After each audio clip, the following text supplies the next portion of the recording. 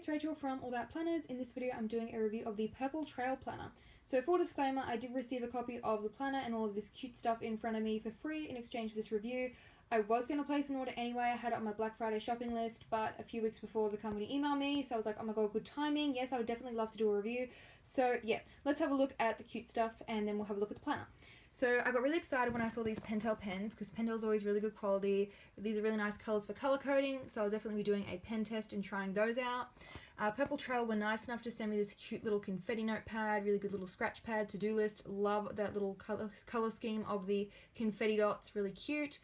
Then they also sent me this weekly meal planner, which has breakfast, lunch and dinner, and I'd probably change it to snack, lunch and dinner, and a big grocery sidebar as well.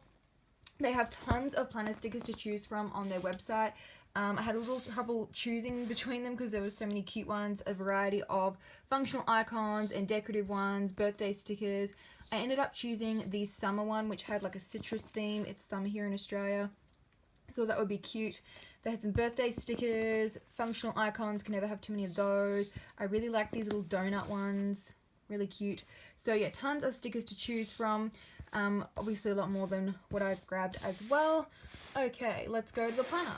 So the planner I chose is the most portable size, I think the smallest one. There are a few sizes to choose from. This one is about 7 inches wide, if you include the edge of the cover, by about, I think it was 8.5. Yeah, by about 8.5 inches high.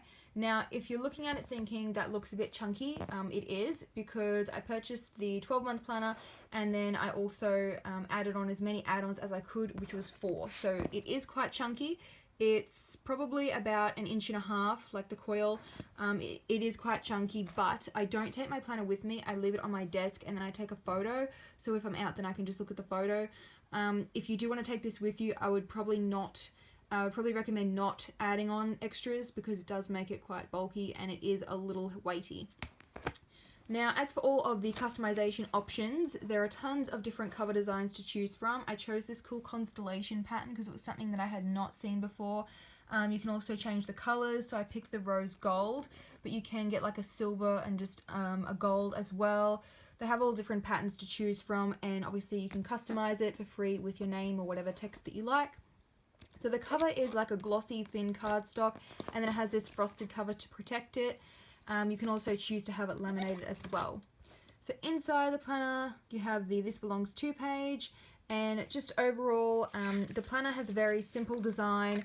There's not really any decorative patterns or anything like that. It's simple design and they've got a little pop of colour, so it's not boring, it's still quite cute and colourful. So I purchased the 12-month one, which I chose to start it in June 2019. You can pick the start month and then runs for 12 months. So they sent the holidays list that has 2019 and 2020. It is a US company, so it has the US holidays, as you can see, like Martin Luther King. And then it has the cute Days at a Glance calendar.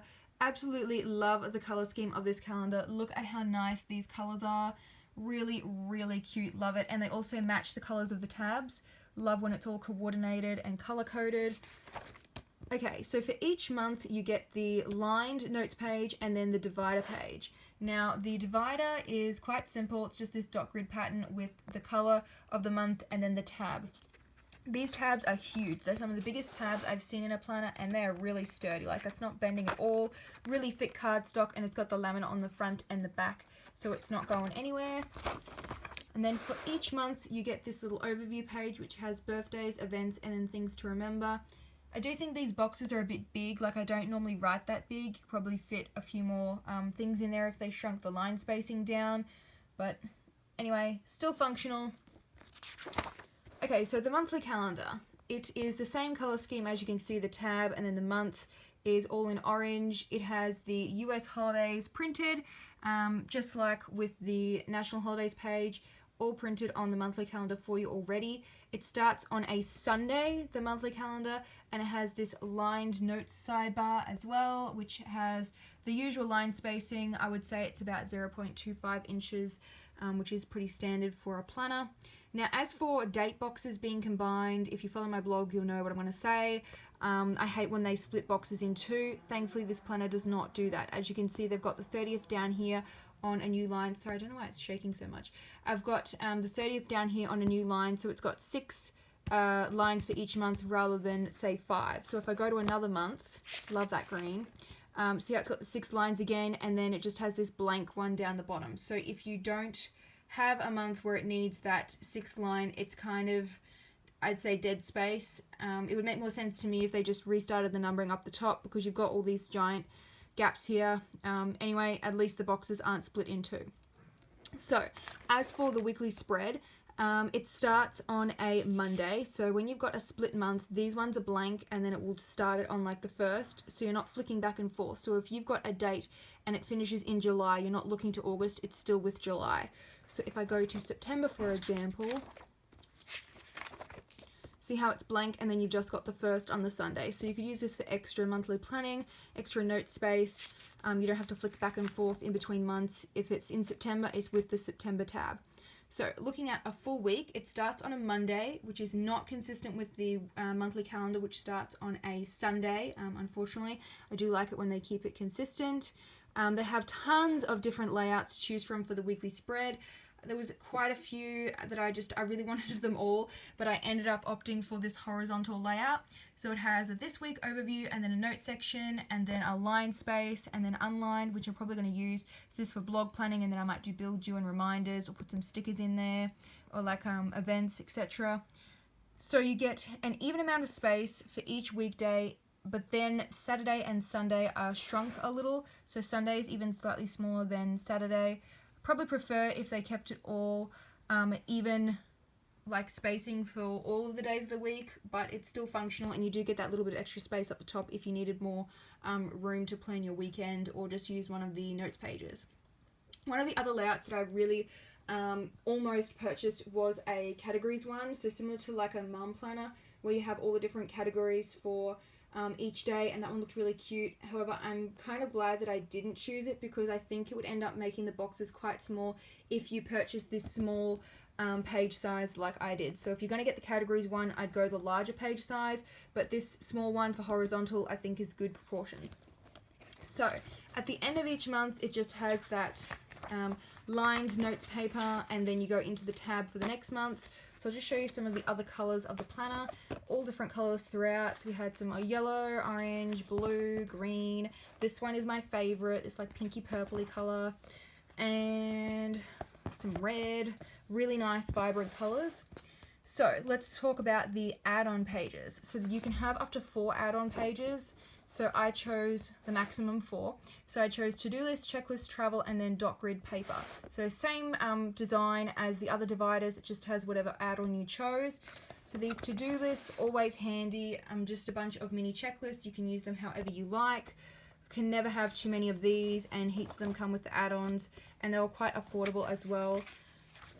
We go to the checklist pages. So these ones remind me of like a teacher attendance record. You know, here I have like the students' names, and then if it was like homework assignment and whatever up the top. So I've used these sorts of pages before, but I actually use them for blog planning. So I have my blog post ideas down the side here, and then I have like video recorded, photos taken, edited, pinned to Pinterest, all that kind of stuff up the top. So that's what I'll be using these pages for. You could also use them as like a monthly routines habit tracker, things like your cleaning tasks, etc. If you're not a teacher or a blogger, you can still use them, just obviously in a different way. And then if we go to the travel section, so these ones would be good if you're planning just like a quick domestic trip, not a huge holiday, because they're just a quick summary page. So it gives you a little bit of an overview with your flights, accommodation, car rental, places to eat and attractions, and then an obviously super handy packing list, which has plenty of space to write, and a little don't forget section, so like, you know, water your plants or leave your keys with your neighbor, that kind of thing. So you get a few of these pages.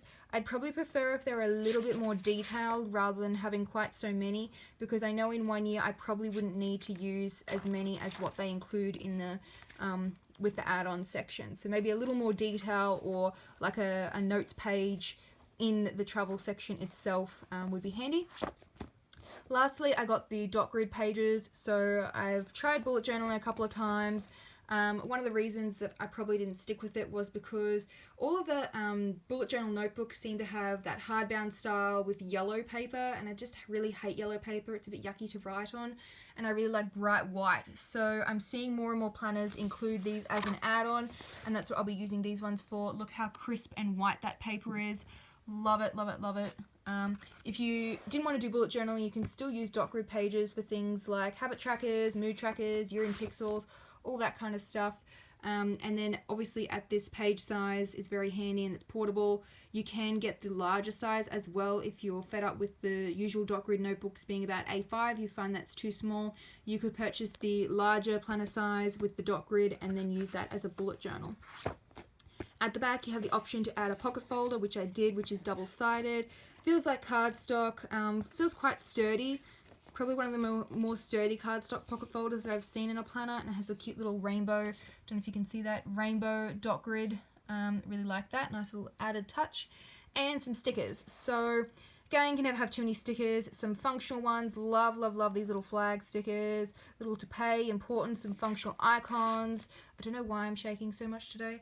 Checklist, to-do list, love those to-dos, appointments, how cute are they, birthday stickers, and these have this little coloured tab thing on the side here so you can find your sheets easier. Some due today, holidays, fitness ones, and then at the very back you have the same cover design as the front with the frosted cover at the back as well. So I do really, really like this planner. I would definitely recommend it. Love it, love it, love it. So much in there. You get all the add-ons and the personalization. I mean, you do pay a little bit extra for it, but I really do quite like it, and I do think that it's worth it. So thank you, Purple Trail, for sending me this planner. I will be doing a pen test on that nice crisp white paper, and the link to the blog post, which will have the pen test, will be in the description box below. See you in the next video.